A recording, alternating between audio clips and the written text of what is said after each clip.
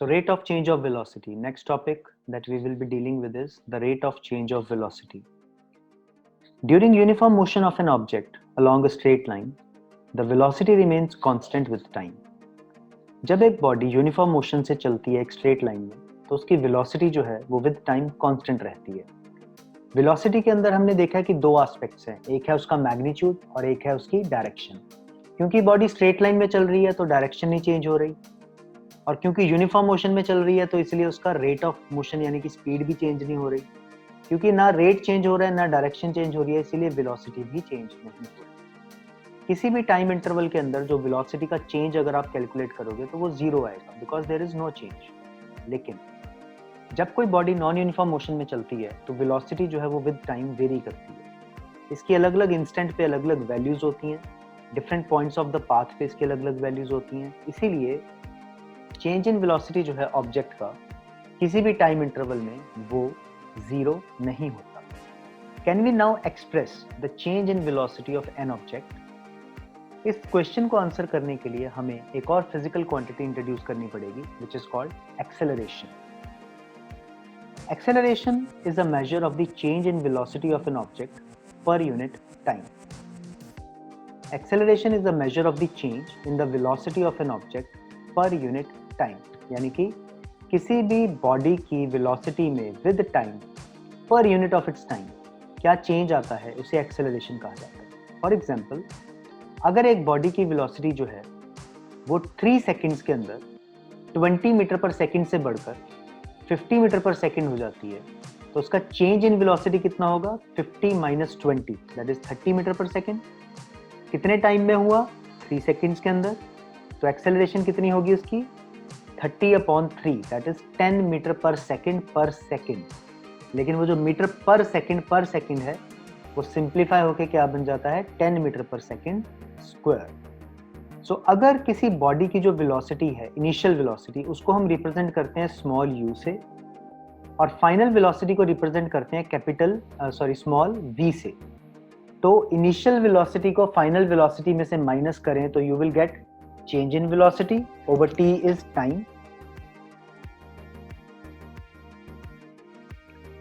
So final velocity minus initial velocity divided by time. Final velocity को हम represent करते हैं स्मॉल v से, इनिशियल वेलोसिटी को हम रिप्रेजेंट करते हैं स्मॉल u से, and this is called acceleration. इस तरह का जो मोशन होता है जिसमें एक्सेलरेशन कॉज होती है, it is called accelerated motion. Acceleration जो है उसे पॉजिटिव लिया जाता है अगर वो बॉडी के मोशन की डायरेक्शन में हो. यानी कि सिंपल टर्म्स में अगर मैं कहूँ, जब बॉडी की वेलोसिटी इंक्रीज होती है तो ऐसी एक्सेलरेशन को पॉजिटिव लिया जाता है, क्योंकि इन दैट केस आपकी जो फाइनल वेलोसिटी है वो आपकी इनिशियल वेलोसिटी से ज्यादा होगी. ठीक है, right? Acceleration is taken to be positive if it is in the direction of velocity and negative when it is opposite to the direction of velocity. SI unit of acceleration is meter per second square. ठीक है? If an object travels in a straight line and its velocity increases or decreases by equal amounts in equal intervals of time, then the acceleration of the body is said to be uniform. अगर एक object जो है वो straight line में travel करती है और उसकी वेलोसिटी जो है वो इंक्रीज या डिक्रीज करती है by equal amounts in equal intervals of time, तो जो एक्सेलरेशन है ऑब्जेक्ट की उसे यूनिफॉर्म एक्सेलरेशन कहा जाता है. जो मोशन है फ्रीली फॉलिंग बॉडी का वो यूनिफॉर्मली एक्सेलरेटेड मोशन की एक एग्जांपल है. ऑन द अदर हैंड, एक ऑब्जेक्ट जो है वो ट्रेवल कर सकती है नॉन यूनिफॉर्म एक्सेलरेशन के साथ अगर उसकी वेलोसिटी जो है वो नॉन यूनिफॉर्म रेट पे चेंज हो. मतलब अगर इक्वल इंटरवल्स ऑफ टाइम में उसकी वेलोसिटी में इक्वल चेंज ना आए या अनइक्वल इंटरवल्स ऑफ टाइम में सेम चेंज आए तो उसे नॉन यूनिफॉर्म रेट कहा जाता है. दोनों की एग्जांपल देता हूँ एक एक. मान लो किसी बॉडी की वेलोसिटी में पहले 5 सेकंड्स में 10 मीटर पर सेकंड का चेंज आता है, अगले 5 सेकंड में फिर 10 मीटर पर सेकंड का चेंज आता है, उससे अगले 5 सेकंड्स में फिर 10 मीटर पर सेकंड का चेंज आता है. तो ऐसा जो एक्सेलरेशन है, ठीक है, उसको यूनिफॉर्म एक्सेलरेशन कहा जाएगा. लेकिन अगर बॉडी जो है उसके अंदर पहले 5 सेकंड में मान लो 10 मीटर पर सेकंड का चेंज आ गया वेलोसिटी में, अगले 5 सेकंड्स में 12 मीटर पर सेकंड का चेंज आ गया, उससे अगले 10 सेकंड्स में या 5 सेकंड में 15 मीटर पर सेकंड का चेंज आ गया, तो ऐसे चेंज को हम नॉन यूनिफॉर्म एक्सेलरेशन कहेंगे। सो जब एक बॉडी मान लो कभी भी किसी क्राउडेड स्ट्रीट में या नॉर्मल सिटी में चलती है तो वो हमेशा नॉन यूनिफॉर्म रेट पे चलती है, राइट। हमारी एवरीडे लाइफ के अंदर हम लोग बहुत सारे मोशंस जो हैं अलग अलग तरह के वो देखते हैं। इनमें एक्सेलरेशन जो है वो मोशन की डायरेक्शन में भी हो सकती है, against the direction of motion भी हो सकती है, यूनिफॉर्म भी हो सकती है और नॉन यूनिफॉर्म भी हो सकती है, ठीक है। एग्जाम्पल्स, जब गाड़ी स्पीड अप होती है, हम घर से चले, गाड़ी चलाई, तेज करी गाड़ी, स्पीड पकड़ेगी, तो that is acceleration in the direction of motion. When you are about to stop, when you are about to come to a halt और a signal is approaching and you slow down, in that case acceleration is against the direction of motion, ठीक है। Uniform acceleration, straight road पे आप चलते जा रहे हो और आपकी वेलोसिटी जो है वो बढ़ रही है इक्वल अमाउंट से, इक्वल इंटरवल्स ऑफ टाइम में, दैट इज यूनिफॉर्म एक्सेलरेशन। और जब भी आप एक मार्केट में, एक क्राउडेड स्ट्रीट में चलोगे तो it will always be a non uniform acceleration, right. आगे न्यूमेरिकल है, we will come back to the numerical. उसके बाद ग्राफ्स हैं, ग्राफ्स पे भी हम लोग बाद में आएंगे। The flow of the chapter is, पहले सारी थियरी करेंगे, फिर ग्राफ्स को समझेंगे, ग्राफ्स को समझने के बाद हम इक्वेशंस डिराइव करेंगे, इक्वेशंस को डिराइव करने के बाद फिर हम सारे न्यूमेरिकल्स देखेंगे, राइट। सो लास्ट थियरी का जो टॉपिक है इसके अंदर वो क्या है,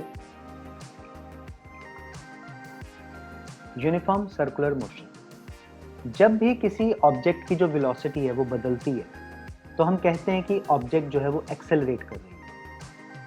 वेलोसिटी के अंदर चेंज जो आता है वो बॉडी के वेलोसिटी के अंदर मैग्नीट्यूड में चेंज आए तो भी माना जाएगा, और अगर डायरेक्शन में चेंज आए तो भी माना जाएगा। क्या आप कोई ऐसी एग्जांपल सोच सकते हो जिसके अंदर बॉडी जो है उसके वेलोसिटी का मैग्नीट्यूड चेंज ना हो लेकिन डायरेक्शन ऑफ मोशन चेंज हो जाए? ऑब्वियसली, मान लो एक बॉडी है, वो चल रही है अलोंग डी पॉइंट से स्टार्ट करती है, डी से ए जाती है, ए से बी, बी से सी, सी से डी, राइट।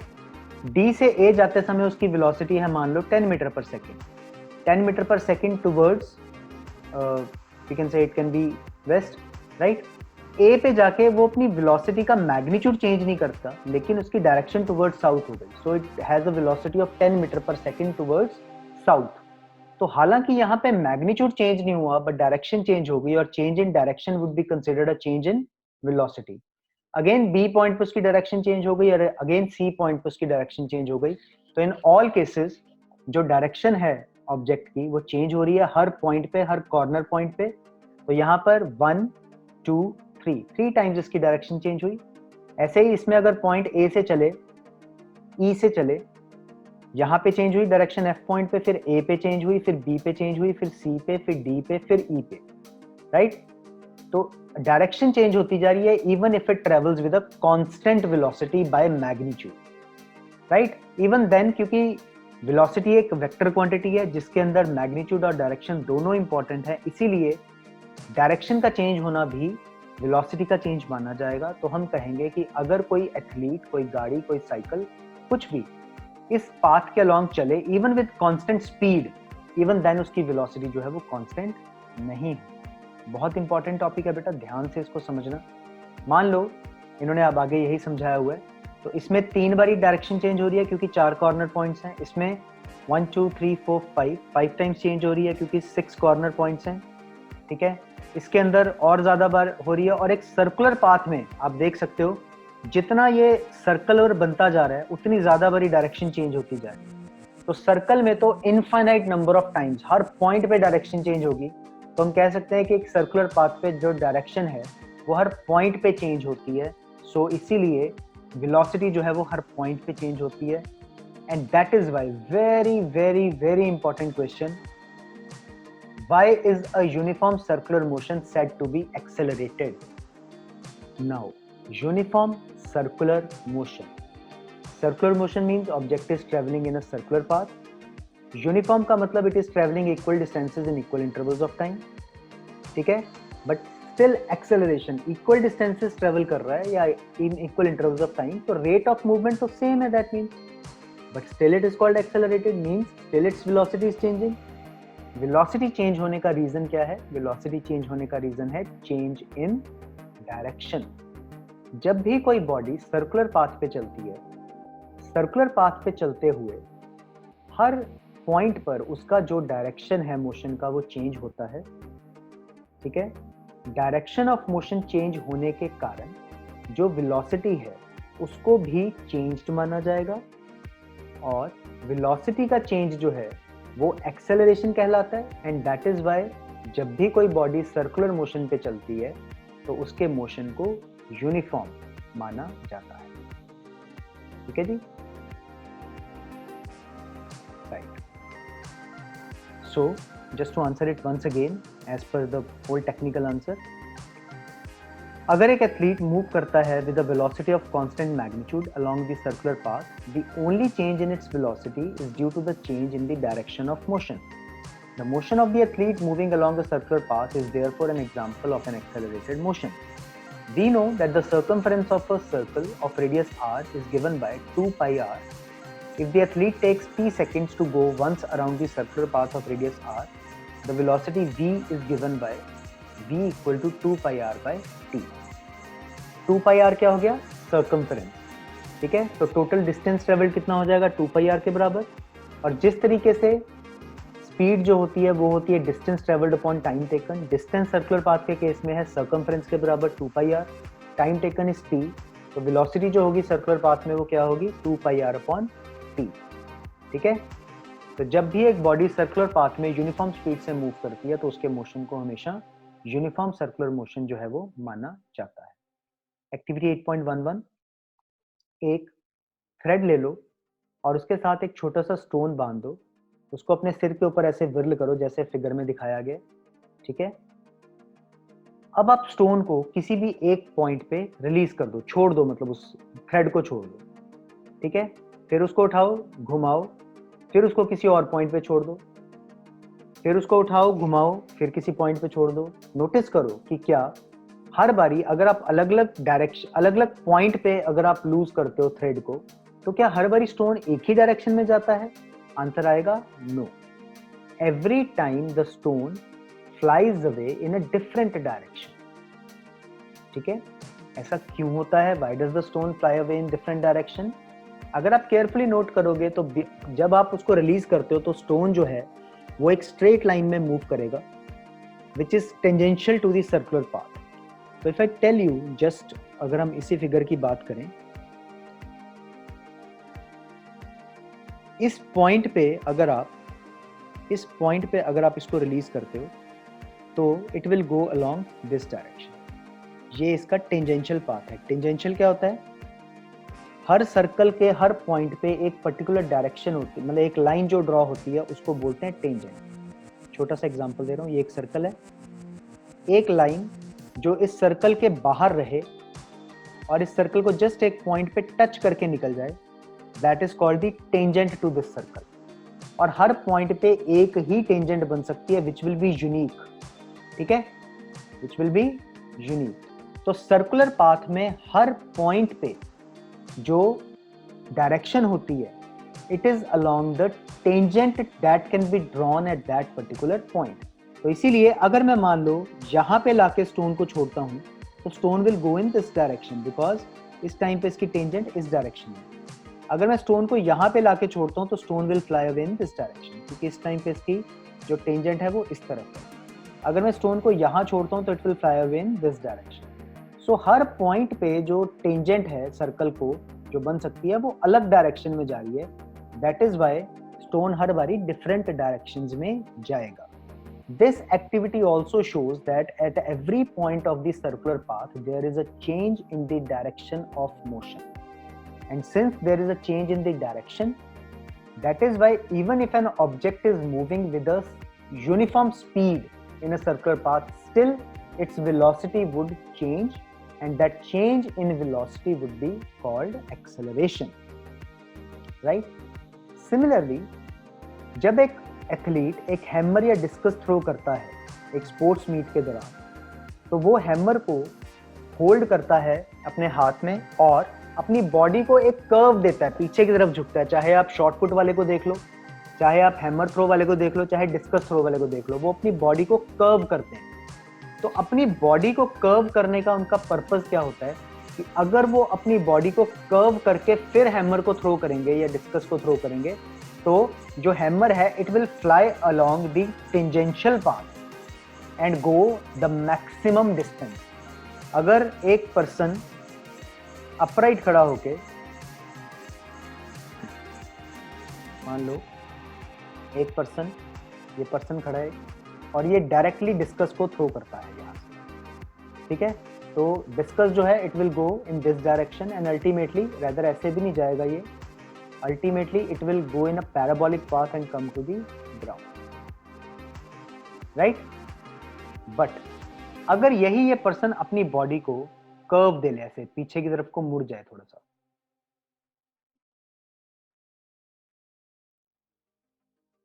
ऐसे, और फिर अपना जो इसने अपने हाथ में डिस्कस पकड़ा हुआ है, फिर उसको ये थ्रो करे, या जेवलिन है, डिस्कस है, शॉर्ट पुट है, कुछ भी है,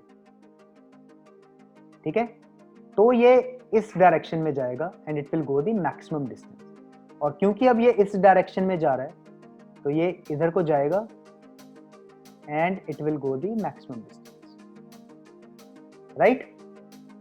दिस इज हाउ या व्हाई जो जेवलिन थ्रोअर्स होते हैं, डिस्कस थ्रोअर्स होते हैं, शॉर्ट पुट थ्रोअर्स होते हैं, वो अपनी बॉडी को कर्व देते हैं ताकि वो मैक्सिमम डिस्टेंस तक चीज जो है वो जा सके और मैक्सिमम उनको डिस्टेंस मिल सके और वो जो कंपटीशन है उसको जीत सके, राइट जी।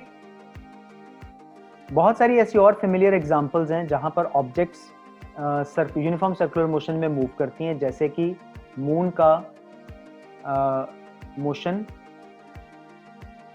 अर्थ के अराउंड, जो कि एक सैटेलाइट है अर्थ की, अर्थ का मोशन मून इसके अराउंड, सन के अराउंड एंड सो ऑन, ठीक है जी। आई होप कि ये आपको सारा समझ आया होगा अच्छे से। So graphs and the related things we will be doing afterwards. Subscribe to our channel and hit the bell icon to continue receiving all notifications as we post new videos. Page number 103, question number blue box का second वाला part.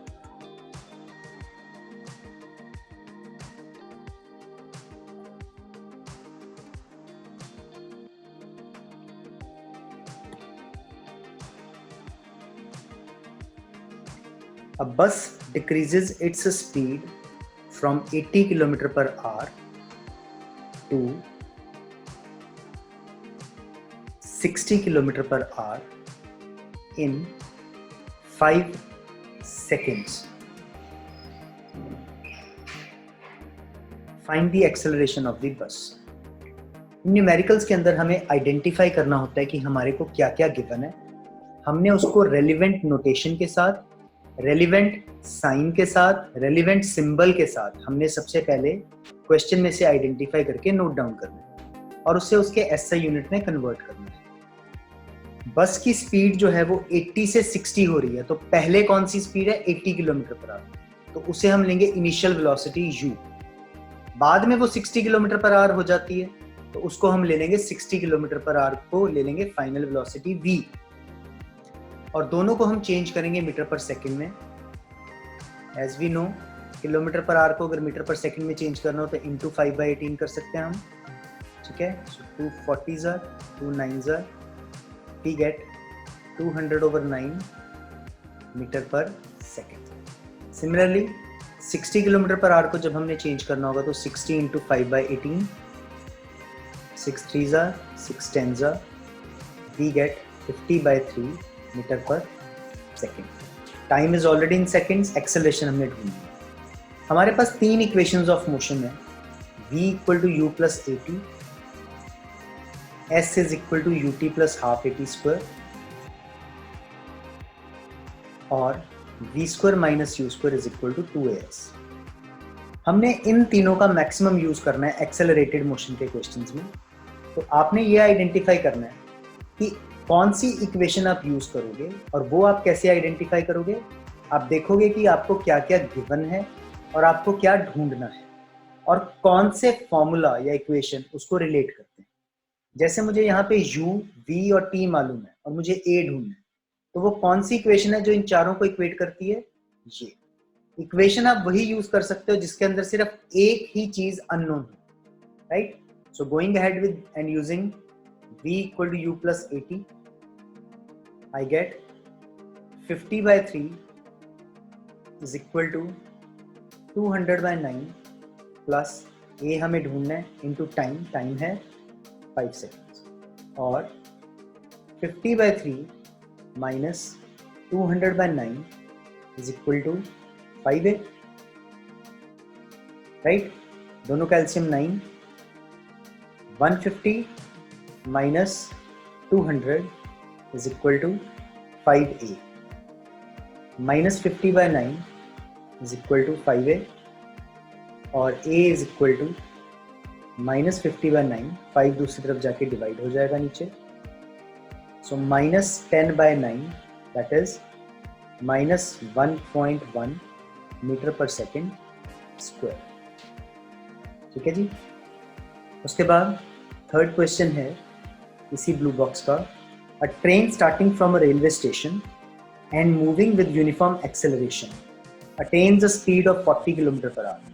आप सोच सकते हो कि यहाँ पे speed given है, बट डोंट वरी, स्पीड और वेलोसिटी इस चैप्टर में इंटरचेंजेबली यूज होते हैं। हालांकि in your mind you should be clear कि किसका क्या मतलब है, राइट? बट ये इंटरचेंजेबली इस चैप्टर में हम यूज करते हैं, वी कैन नॉट हेल्प, ठीक है? बुक के अंदर थ्रू आउट हम इसको यूज करें, राइट?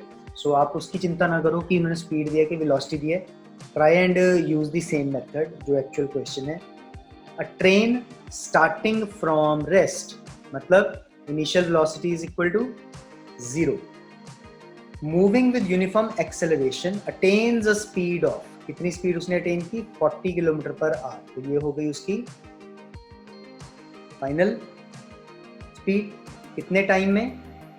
10 मिनट्स में। तो मुझे उसकी एक्सेलरेशन ढूंढनी है अगेन, राइट? सो अगेन पहली चीज जो मुझे करनी पड़ेगी, रेलिवेंट एसआई यूनिट्स में चीजों को चेंज करना पड़ेगा।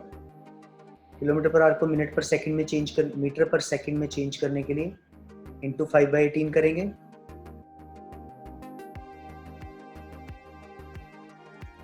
टाइम भी अब इस क्वेश्चन में मिनट्स में गिवन है तो उसको भी सेकंड में चेंज करना पड़ेगा। I will get 600 seconds. ठीक है जी। v is equal to u plus 80, right? And after that I will be putting the values v, u, a and t.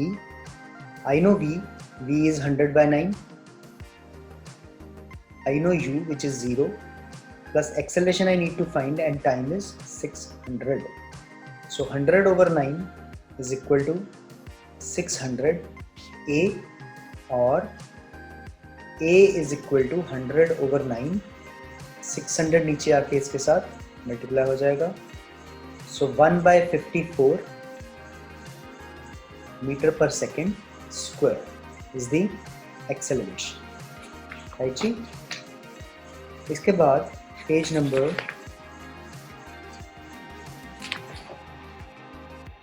109, page number 109 के ऊपर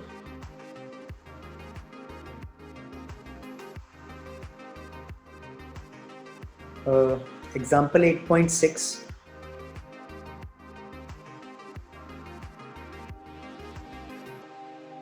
car accelerates uniformly from 18 km per hour to 36 km per hour. 18 से उसकी speed 36 हुई है, तो that means initial velocity is 18, final velocity is 36 km per hour in 5 seconds. कितने time में?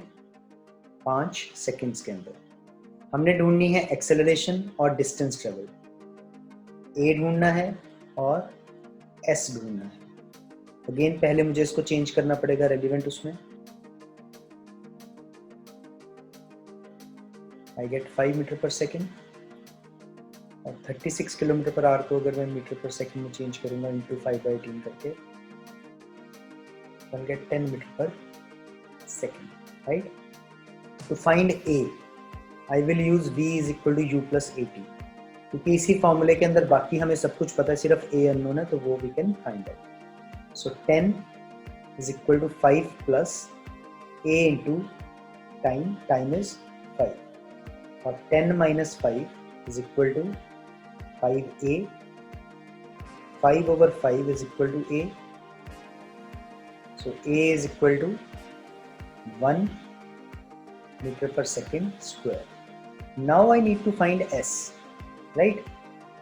S is equal to ut plus half at square अगर मैं use करता हूँ तो मेरे को u मालूम है, मुझे t मालूम है, मुझे a मालूम है, सब कुछ मालूम है. I can use it. Even in this case, v square minus u square is equal to 2as अगर मैं यूज कर लूँ तो मुझे a मालूम है, u मालूम है, v मालूम है, सब कुछ मालूम है. So I can use either of them, right? जो भी मुझे ठीक लगे ज़्यादा. So I'm using S is equal to ut plus half at square.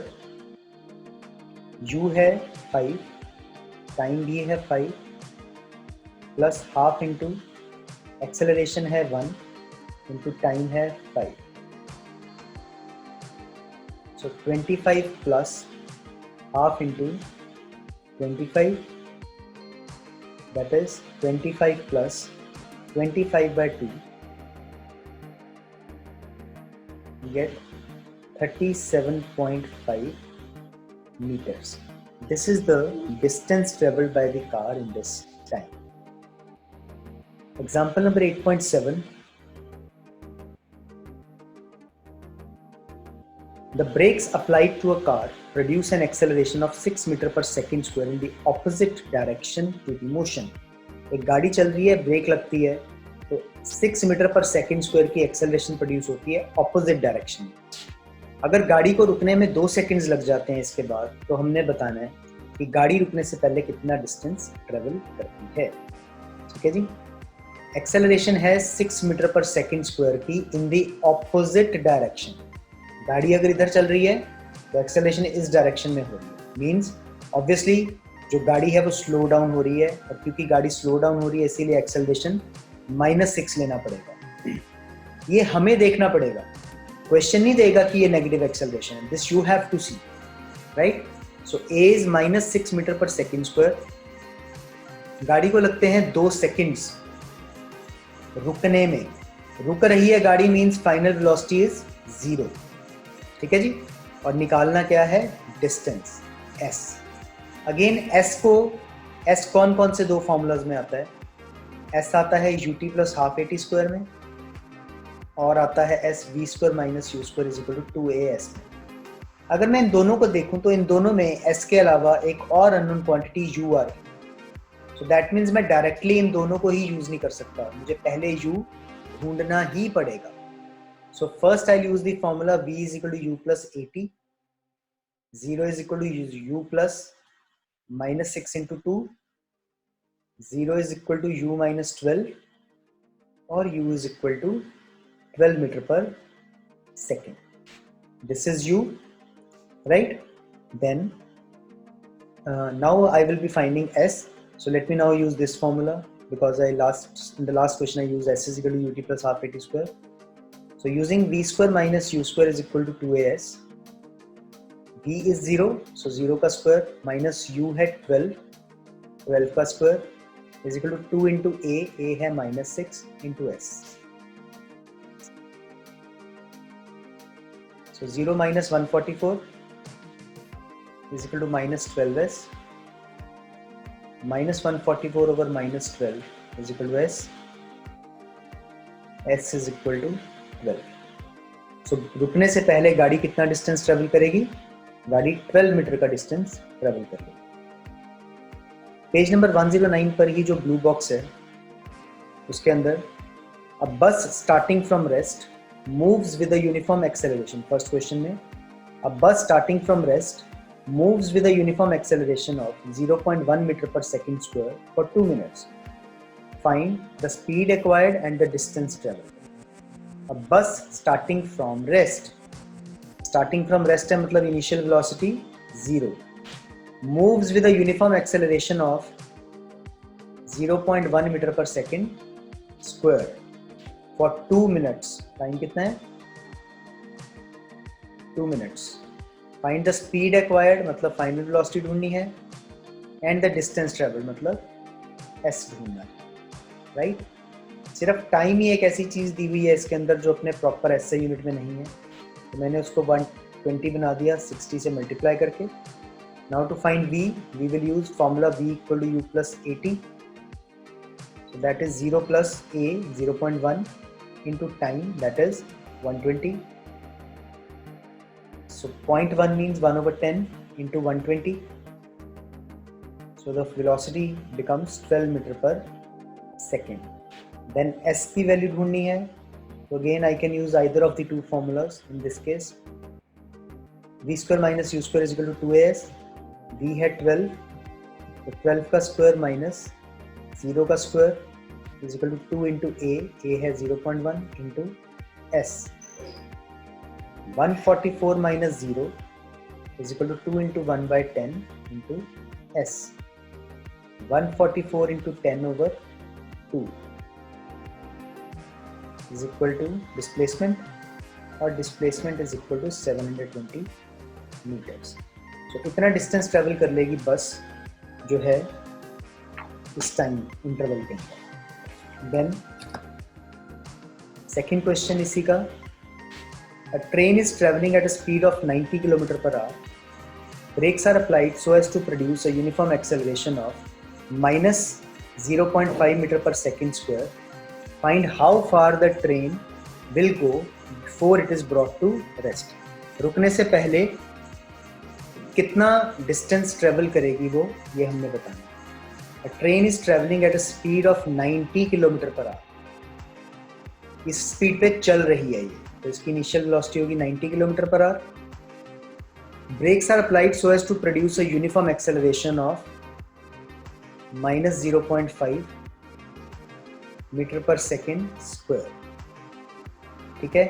Find how far the train will go before it is brought to rest. It is being brought to rest, that means final velocity v is 0. और कितना distance ढूंढने को कहा उसने, that means s ढूंढना है. अब अगर मैं दोबारा बात करूं, s है ut plus half at square और v square minus u square is equal to 2as. इन दोनों फॉर्मूलाज को अगर मैं कंपेयर करूं, यहां मुझे s भी नहीं मालूम, t भी नहीं मालूम, तो दो चीजें मुझे नहीं मालूम, तो ये फॉर्मूला यूज करने का फायदा नहीं. इसमें मुझे v मालूम है, u मालूम है, a मालूम है, सिर्फ s अननोन है, तो I use this formula. So v square minus u square is equal to 2as. ठीक है जी. तो v square जो है, v square में हम क्या करेंगे,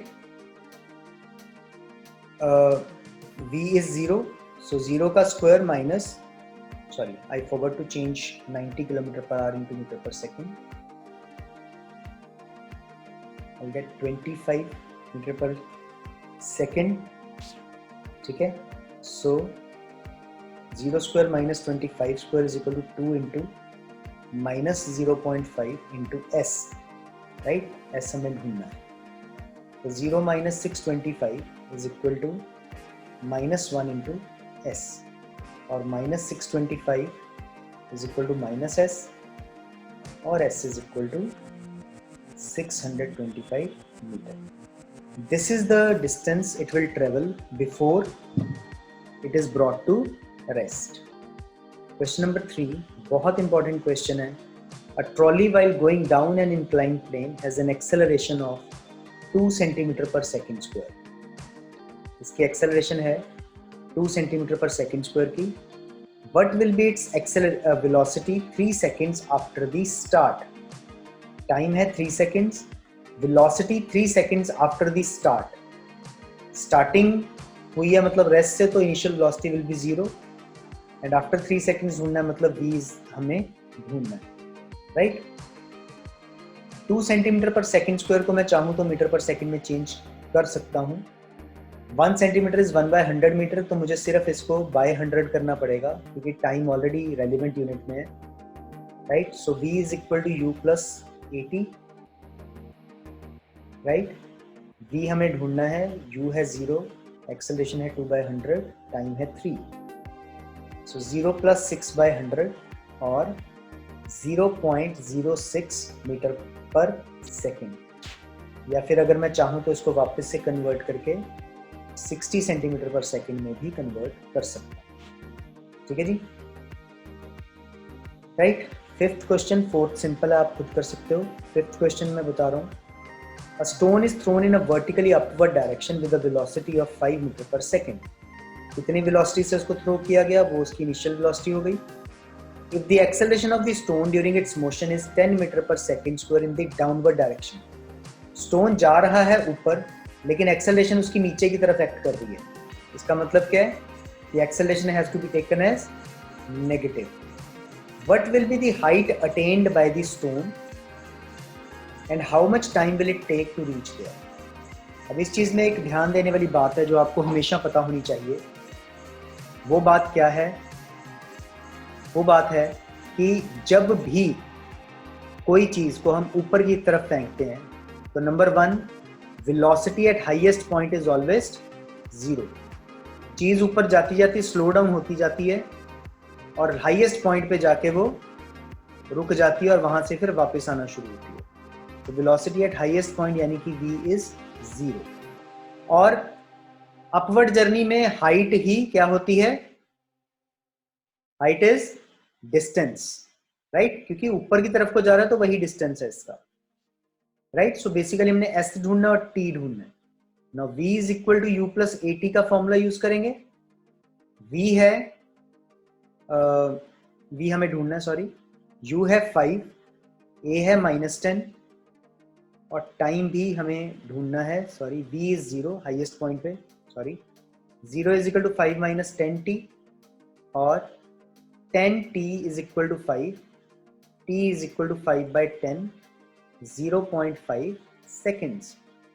उसके बाद s is equal to ut plus half at square का फॉर्मूला यूज कर लो, या v square minus u square is equal to 2as का फॉर्मूला यूज कर लो। So 5 into 0.5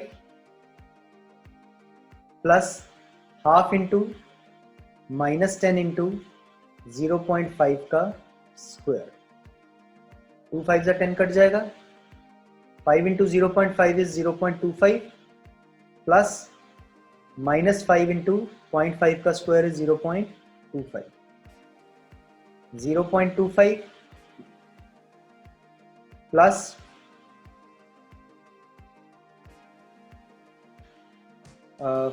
minus 5 into 0.25 is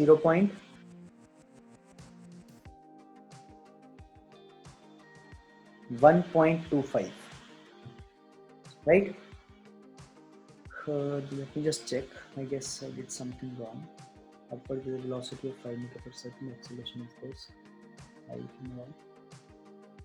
V equal to u plus 80, 5 plus minus 10 into t, 0 minus 10, 10 t is equal to 5, t is equal to 5 by 10.5, 5 into 0.5, okay, sorry, 5 into 0.5 is 2.5. So 2.5 minus 1.25, right, we'll get 1.25. So this is the distance traveled by the stone and it travels this journey in 0.5 seconds. So this is the basic crux of how you are going to do all the acceleration related numericals, right? For more informative videos, subscribe to our channel and also hit the bell icon so that you are notified whenever we release a new video. Thank you from Horizons.